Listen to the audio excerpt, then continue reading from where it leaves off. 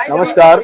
चलिए, हमने आपको सुबह बताया था कि आजादपुर मंडी में प्याज का क्या कुछ भाव शुरू हुआ, क्या कुछ बाजार शुरू हुआ, कैसी ग्राहकी शुरू हुई, कैसा उठाव शुरू हुआ। और अब हम आपको बता रहे हैं कि इस समय सुबह के मुकाबले प्याज के बाजार में क्या परिवर्तन आया है और क्या कुछ स्थितियां परिस्थितियां, क्या कुछ माहौल इस समय प्याज के बाजार में चल रहा है, कैसा उठाव है, कैसी क्वालिटी इस समय मंडी में बरकरार है। सारी चीजों पे बात करेंगे। ये रिपोर्ट देखना जरूरी है क्योंकि सुबह जब हम आपको जानकारी देते हैं अर्ली मॉर्निंग, तो उसमें पता चलता है कि कैसा बाजार शुरू हुआ, कैसी ग्राहकी शुरू हुई और इस समय तक लगभग भाव खुल करके सामने आ जाते हैं। तो ये रिपोर्ट भी आपको देखना जरूरी है। चलिए, आपको बताते हैं कि आज क्या कुछ भाव बन गया। दोपहर होते होते प्याज के बाजार में क्या कुछ स्थितियां परिस्थितियां आनी शुरू हो गई। चलिए, अपने किशन भैया के पास में पहुंचे हैं। किशन भैया जी नमस्कार। नमस्कार शर्मा जी, नमस्कार। सुनाइए क्या हाल है? बस बढ़िया, आप सुनाइए कैसे हैं? बहुत बढ़िया। किशन भैया, आज क्या कुछ स्थितियां परिस्थितियां प्याज के बाजार में सुबह के मुकाबले चलती हुई नजर आ रही है? जी शर्मा जी, जैसा कि सोमवार को आप आए थे मेरे पास, तो पिछला हफ्ता तो पूरा हफ्ता बाजार ऊपर की ओर गया है। यानी उससे पिछले सोमवार से लेके और ये सोमवार तक बाजार लगातार ऊपर ही गया है। सोमवार को भी काफी बाजार तेज था और शनिवार को भी ठीक था, बाजार अच्छा था। यानी शनिवार को हमारी 72 गाड़ी सेल हुआ था और सोमवार को 70 गाड़ी सेल हुआ था हमारी मंडी में। और कल कहीं ना कहीं हमारी 50-48 गाड़ी सेल हुआ है। कल सेल थोड़ी सी कम थी। मंगलवार एक तो थोड़ी सी सेल वैसे ही ऑटोमेटिक 10-15 गाड़ी कम होती है। और बाजार अभी कल से देखा जाए और आज बाजार रुका है। मतलब जैसे तो पहले तो रोज 1 रुपया किलो बढ़ गया, 1.5 रुपये किलो बढ़ गया, रोज ही बढ़ रहा था। पिछला हफ्ता लगातार देखा जाए तो 5 से 6 रुपये किलो की तेजी रही है। उसके बजाय पिछले हफ्ते देखने के पूरा हफ्ता रुपया 1.5 रुपये किलो बढ़ा है बाजार। और आज कहीं ना कहीं अगर देखा जाए कल से और आज, कल मंगलवार था और आज बुधवार है, मतलब आज कहीं ना कहीं कह सकते हो कि बाजार रुका है। और रुकने का कारण, मेन कारण क्या है? पीछे की मंडियों में अराइवल का बढ़ना। इंदौर में, एमपी में, ये एमपी एरिया में इंदौर, शाजापुर, रतलाम कल 1500 ट्रैक्टर होते थे, मतलब टेम्पू। नहीं तो आमतौर पर 400-500 टेम्पू ही आ रहे थे। कल 1500 टेम्पू की आवक थी रतलाम मंडी में। और जैसा कि इंदौर में भी काफ़ी आवक रही है, शाजापुर में भी काफ़ी आवक रही है और नासिक की भी मंडियों में आवक ज़्यादा रही है। ये जो बाजार रुका है ये इसी वजह से रुका है। और कहीं ना कहीं कहा जाए तो 4 आने दबा है बाजार। तो ये पोजीशन है। सबसे पहले तो हम आवक के बारे में बात कर लेते हैं। आवक हमारी आज रही है कुल 62 गाड़ी आज फ्रेश अराइवल है। और 62 के गाड़ी के अलावा 16 गाड़ी हमारी जो कल की स्टैंडिंग में है। 78 गाड़ी तो हमारी खड़ी हैं। और 78 गाड़ी के अलावा जो हमारी फड़ों पे अनलोड गाड़ियां हैं, समझो वो 20 गाड़ी का माल है। टोटल मिला के अगर हम देखें तो 91 यानी 91 गाड़ी का माल है हमारे पास, खड़ी हैं गाड़ियां और जो नीचे माल पड़े हैं। अगर डिटेल वाइज अगर बात कर ली जाए तो जो राजस्थान के मालों की पोजीशन है वो समझो 500 रुपये मन से लेके और 700 रुपये मन। और कोई बहुत बढ़िया माल आ जाए राजस्थान का तो 750-750 भी बिक सकता है। लेकिन ज्यादातर माल जो राजस्थान के हैं वो समझ लो 14-15 रुपये किलो से लेके 16-17 रुपये किलो तक ज्यादातर माल बिक रहे हैं राजस्थान के, 17 रुपये किलो तक। तो ये तो राजस्थान के मालों की पोजीशन होगी। उसके बाद अगर एमपी एरिया के मालों की अगर बात कर ली जाए तो एमपी के माल भी ये समझ लो शर्मा जी 600 रुपये मन से लेके 800 रुपये मन तक, यानी 15 रुपये किलो से लेकर 20 रुपये किलो तक ज्यादा है।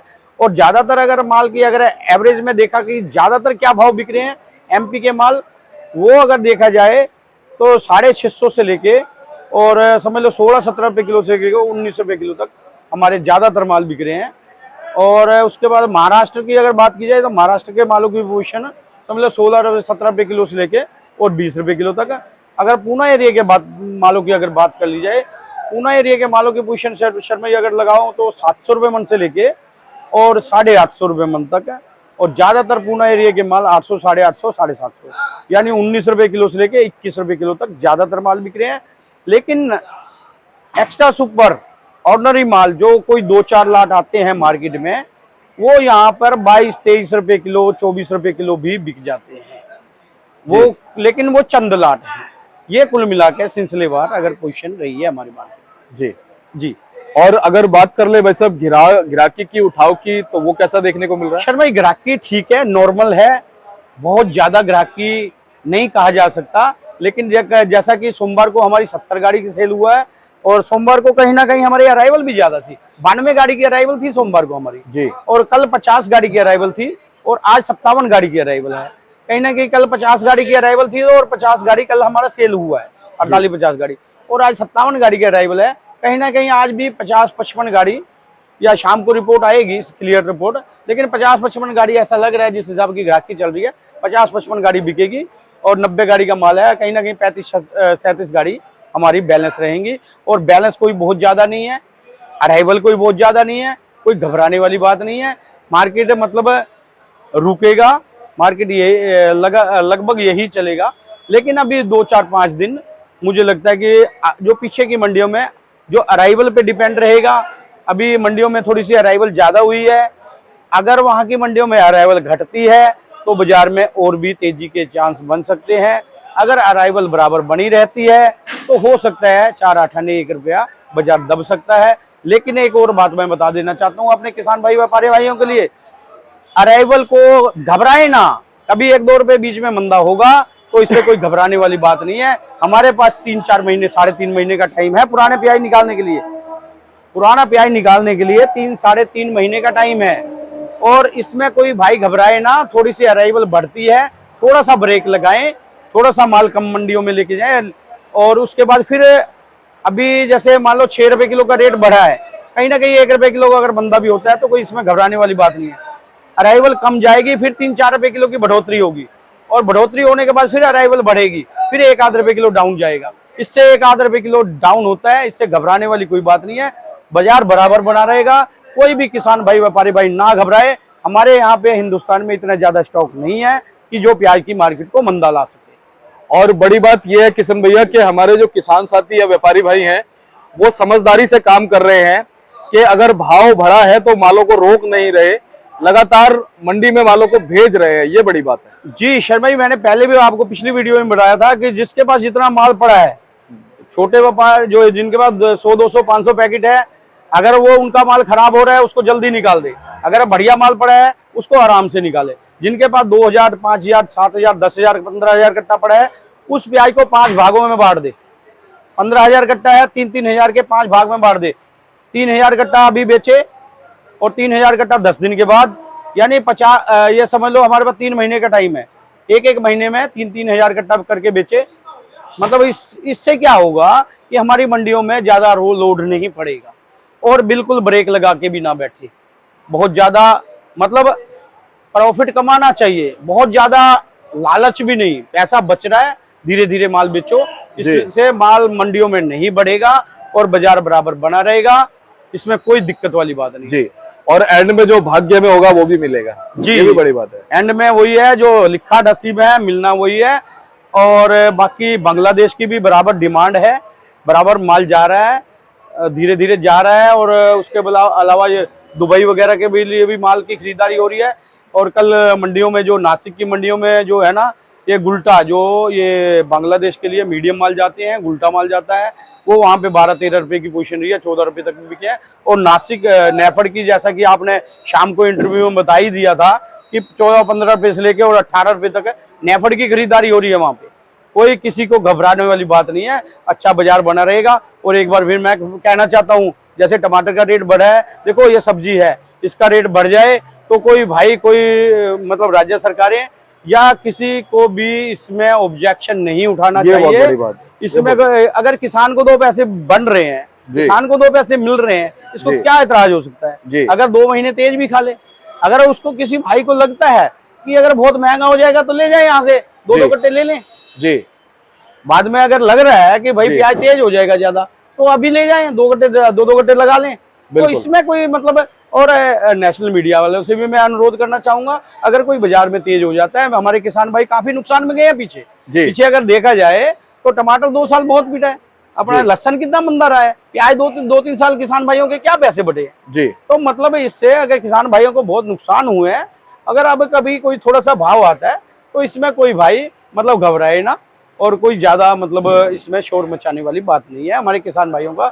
अगर किसान भाई खुशहाल रहेगा हमारे देश का, तो हर आदमी खुशहाल रहेगा जी, इसमें शर्मा जी बात में। और किशन भैया बड़ी बात यह है कि 12 महीने में 10 महीने लगातार मैं हर साल देख रहा हूं कि मंदी के होते हैं, अगर 1.5-2 महीने में कहीं ना कहीं हमारे किसान के चेहरे पे खुशी आ जाती है या उसको भाव मिल जाता है जो उसने पीछे लागत में गवाया है, अगर वो कहीं ना कहीं उसका थोड़ा निकल जाता है, तो मेरे ख्याल से किसी आम आदमी को आपत्ति नहीं करनी चाहिए। जी शर्मा जी, वही देखो ना, अब पिछले साल लहसन कई बार नेशनल मीडिया में भी देखा जाता था, दिखाते थे भी लहसन फेंक रहे हैं, कोई भी चीज, टमाटर फेंक रहे हैं, मतलब वो इतना मंदा हो जाता था। किसान भाइयों का खर्चा तो बराबर ही रहता है ना, खाद के उतने ही पैसे, बीज के उतने पैसे, नदाई के, पानी के, हर चीज के पैसे तो बराबर लगते हैं।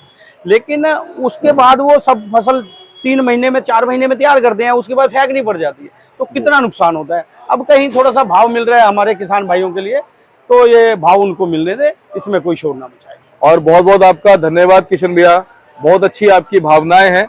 और एक आड़ती होते हुए मैंने ये देखा है पिछले 1.25 साल में हमेशा आपने किसानों के हित की बात करी है, व्यापारी भाइयों के हित की बात करी है, हमेशा सही, सच्चा, अच्छा और निष्पक्ष मार्गदर्शन आपने हमारे सभी दर्शकों को, भाइयों को दिया है। और आगे भी आपसे ऐसी अच्छी जानकारी मिलती रहे किशन भैया, यही हम कामना करते हैं। जी शर्मा जी, धन्यवाद तो मैं आपका देना चाहूंगा, जो हम आपके माध्यम से, हमारे यहाँ कहाँ हर आदमी तक पहुंच पाना था, आपके माध्यम से हम बहुत, मतलब किसानों से, व्यापारियों से, आपके माध्यम से ही हम मिल रहे हैं, तो इसमें धन्यवाद तो आपका है जी। और आप निष्पक्ष और निस्वार्थ सेवा कर रहे हैं, हर भाई तक आप ये रिपोर्ट दे रहे हैं, इसके लिए आपका बहुत बहुत धन्यवाद। और प्रभु ने कहीं ना कहीं ये पिछले जन्म में ही लिख दिया था कि भाई जन्म में मुलाकात होगी और हमें ये कार्य करना है, तो हम वो कार्य कर रहे हैं और प्रभु के बताए हुए इस रास्ते पे चलते रहेंगे, जानकारी देते रहेंगे। किशन भैया एक बार अंत में, हाँ जी शर्मा जी, मैं मोबाइल नंबर बताने से पहले एक और बात बता देना चाहता हूँ। अब ये जो मौसम चल रहा है ना, ये बारिशों के दिन भी आगे हैं, समझो। अभी नेट पे देख रहा था, आगे आने वाले टाइम में बारिशें हैं, बारिश होगी, फिर गर्मी होगी, थोड़ा मौसम ठंडा हो। इसमें क्या है, मालों को जरूर चेक करते रहिए। हाँ, माल अगर खराब हो रहे हैं तो उनको निकालते रहें। माल खराब भी, क्योंकि अब ये जो हल्के कमजोर माल हैं, इनकी अब पता लगेगा कि कितनी मजबूती है इनमें। मालों को अपने चेक करते रहें, माल धीरे धीरे निकालते रहें और बहुत ज्यादा घबराएं भी ना। मैं ये कहना चाहूंगा अंत में, ये मौसम आने वाला टाइम है, मतलब इसमें कई कहते हैं ना कि भभका खा जाता है, बिल्कुल, तो इस चीज का थोड़ा सा ध्यान रखें।